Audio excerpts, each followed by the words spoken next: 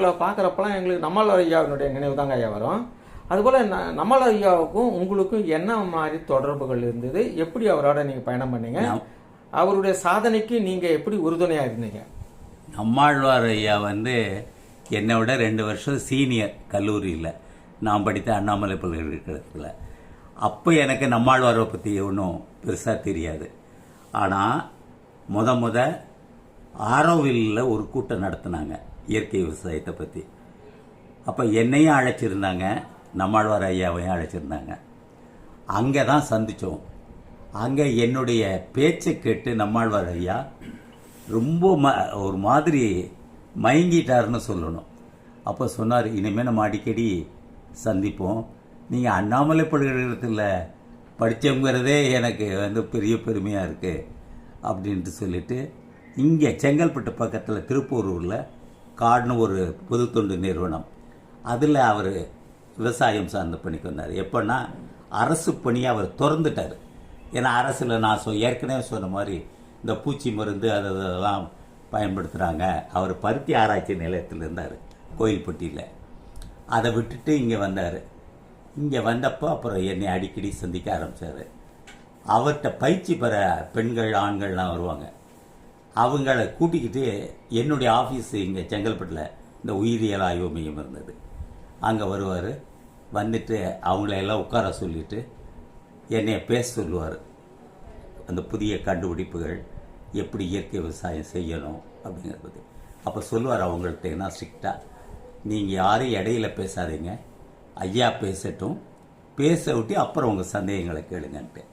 அப்படியே பழகி நம்மாழ்வார் எங்கே போனாலும் அவர் மீட்டிங் பேசுகிறப்ப எல்லாரும் நம்மாழ்வாரை கொண்டாடிட்டு இருந்த காலத்தில் நான் மீட்டிங் போனேன்னா டக்குன்னு அவர் பேச்சை நிறுத்திடுவார். அது நிறைய நடந்திருக்கு. நிறுத்திட்டு அவர் அலுவலகத்தில் வேறு வேலை செய்கிறாரு, அவர் முதல்ல பேசிடட்டும், அதை நானும் கேட்பேன். கேட்டுட்டு அப்புறம் அவர் போக விட்டு நான் பேசிக்கிறேன்ருவார். இதே மாதிரி மேலுலக்கூரில் பேராசிரியர் தீரன் அவர் ஒரு கூட்டம் நடத்தினார். அந்த கூட்டம் என்னால் மறக்க முடியாது. அதில் நல்ல சாப்பாட்டு நேரத்தில் மாட்டினோம்.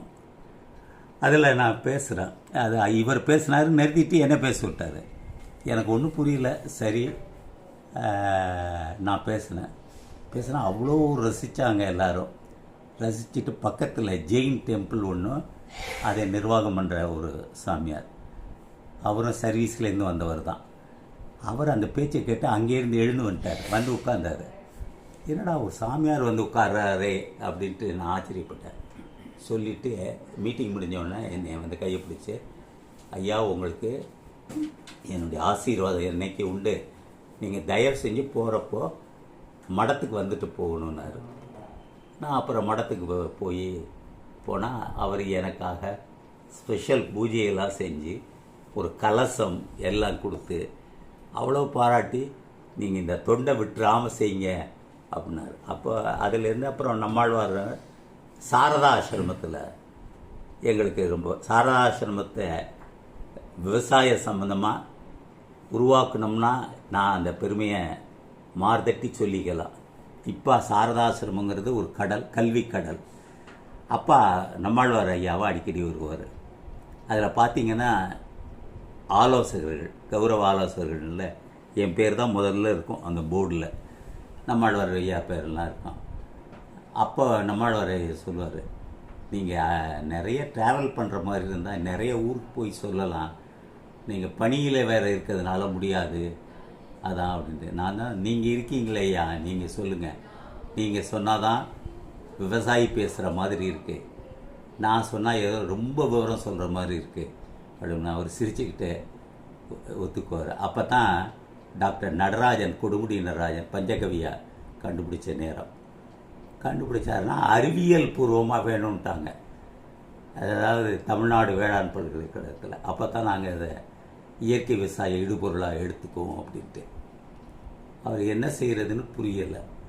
அப்போ முகுந்தன்னு செங்கல்பட்டில் ஒரு பெரிய இயற்கை விவசாயி, அவருடைய நண்பர், என்ன முகுந்தன் இந்த மாதிரி ஒன்றும் கவலைப்படாதீங்க, நான் டாக்டர் சோலையப்பன் இருக்கார், அவர்கிட்ட சொல்லி இதுக்கான வழியை கண்டுபிடிப்போம்னார். என்கிட்ட வந்து சொன்னார். நான் சொன்னேன், கட்டாயம் நான் செஞ்சு தரேன், நீங்கள் எனக்கு அந்த சாம்பிள் மட்டும் கொண்டாந்து கொடுத்துருங்கண்ணா. எனக்கு சாம்பிள் கொண்டாந்து கொடுத்தாரு. ஆனால் 6 மாதம் எனக்கு வேணும், ஏன்னா எல்லா ஃபீல்டுலேயும் நான் போடணும், லேப்லேயும் பார்க்கணுன்ட்டு. ஃப்ளோரசன் மைக்ரோஸ்கோப்பில் கம்ப்ளீட்டாக எங்களுடைய சயின்டிஸ்ட் குரூப்பை வச்சு அதை வேலையை செஞ்சோம். 6 மாதத்தில் ரொம்ப அற்புதமான ரிசல்ட்ஸ் கிடைச்சது.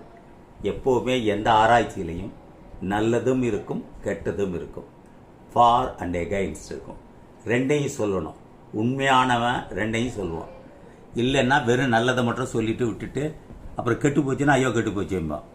நான் சொல்லிட்டேன், நான் ரெண்டையும் சொல்லுவேன், நீங்கள் பார்த்துங்கட்டு. பார்த்தா ஃப்ளோரசன் இது இன்ஃப்ளோரசன், இது சூடோமோனாஸ் இன்ஃப்ளோரசன்ஸ் மாதிரி நன்மை செய்யக்கூடிய பாக்டீரியாலாம் இருந்துச்சு. அதே நேரத்தில் ஈகோலை இருந்தது. ஆனால் ஈகோலை அளவில் குறைச்சி இருந்தது. அதனால் அதில் பிரச்சனை இல்லை.